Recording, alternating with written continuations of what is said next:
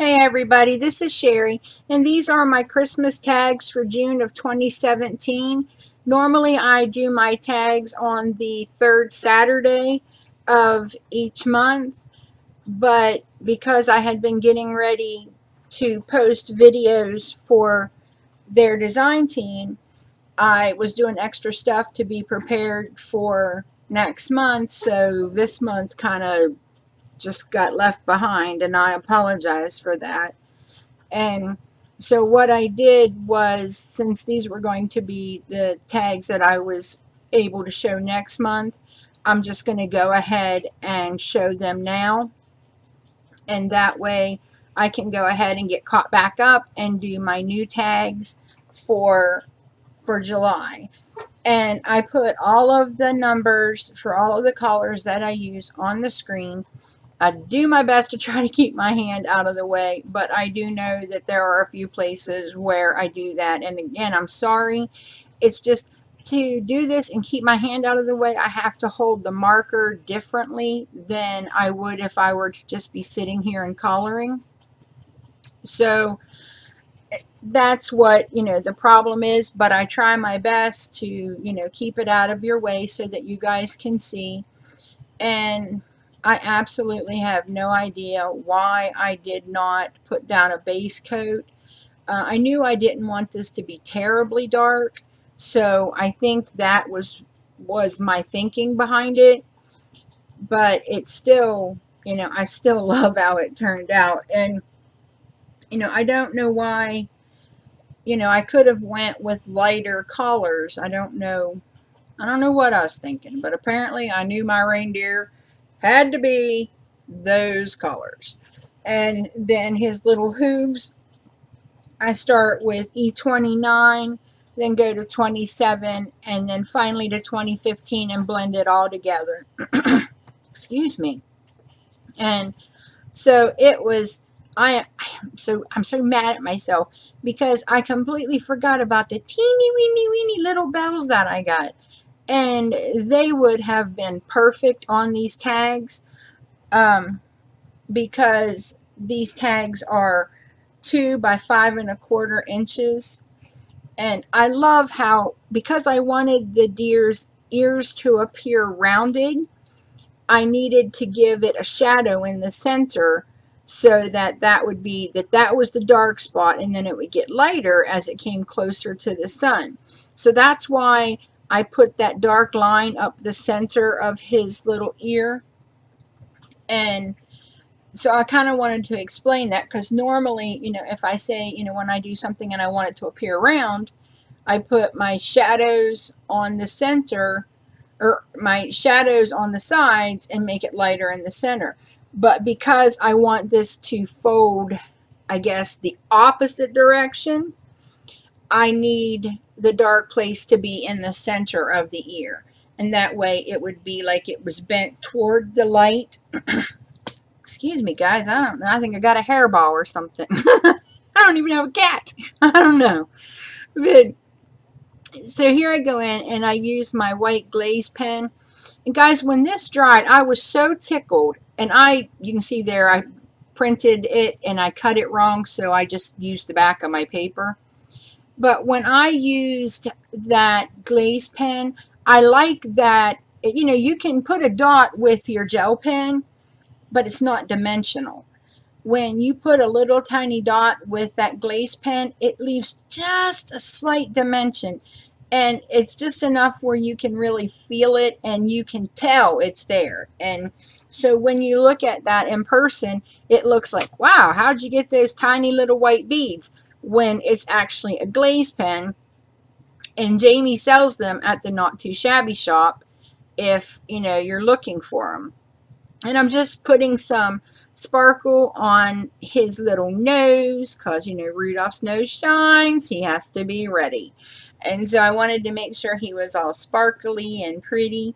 And now I do go ahead, because I use that punch, it's got a hole in the top.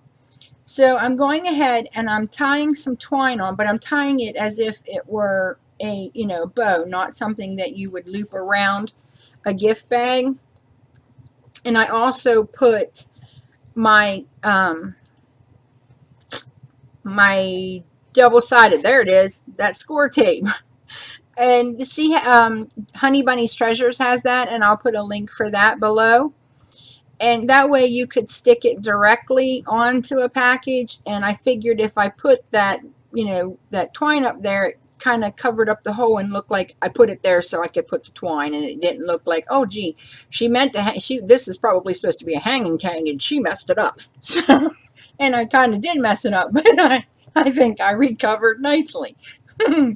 And so here's the next one, and this one is called Christmas Puppy, and the last one was called Cute Little Reindeer.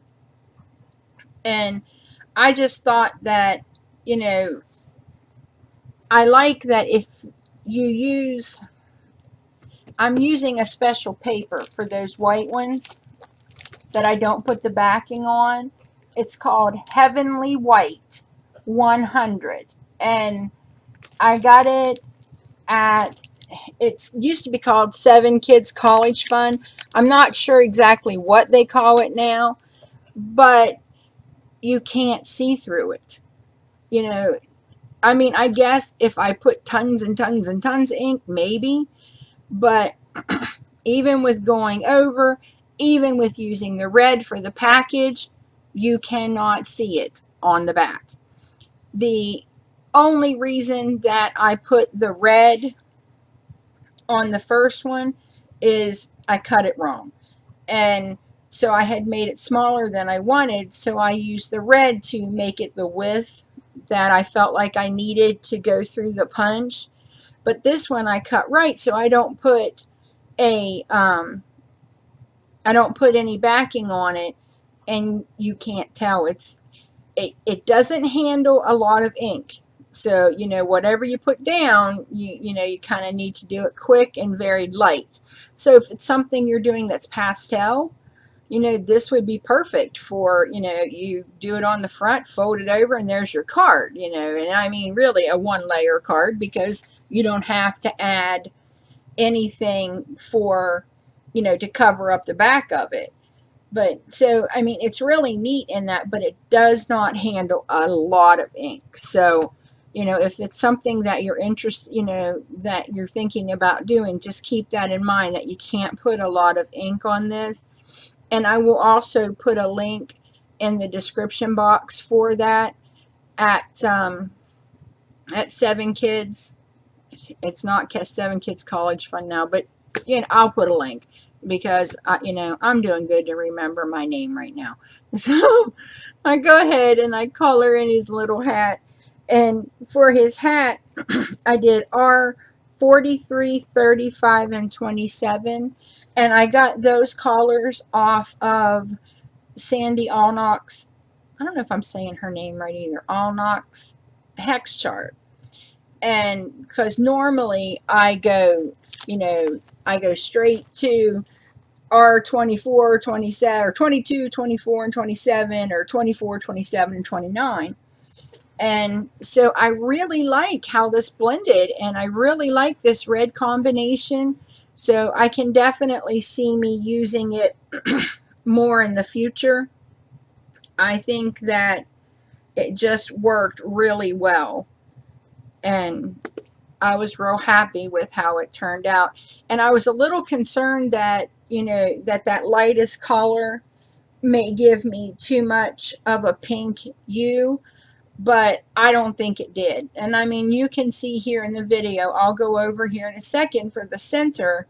And again, I didn't put down base coats because of the paper, but you'll see here when I go over this part in the middle, and I go over everything in the pink, and I don't think it gives it a pink hue at all. I think it really maintains the red integrity, I guess, you know. And now I do have to go over, yeah, with my colorless blender, because you know, I just was not feeling well that day, and I was shaking, and so I did definitely go out of the lines.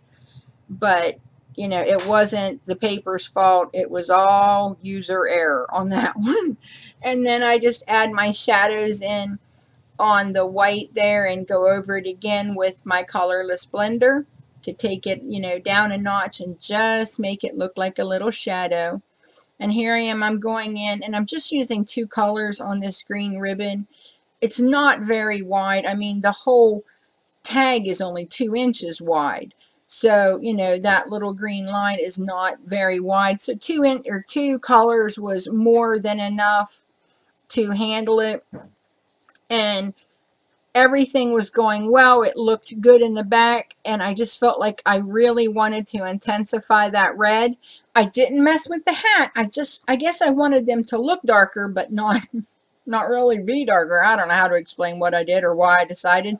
But I go over it a little bit with some more red just to, you know, kind of make it pop.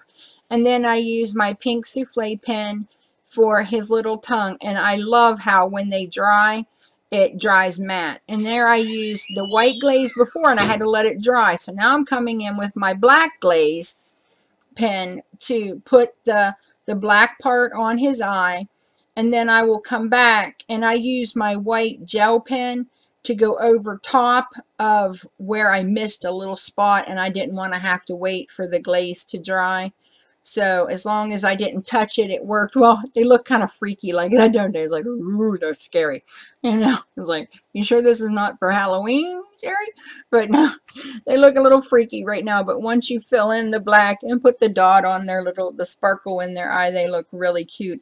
And I really like doing this because I just feel like, I don't know, I was trying originally to just put the black in the black spot and just put the white in the white spot, but it just was not working for me. And this seems to just flow so much better and everything just kind of matches up. And there I am putting in the white highlight in his little eyes and he's going to be ready. Now I have some pictures at the end for you all to see, and this is where I use the tag topper punch.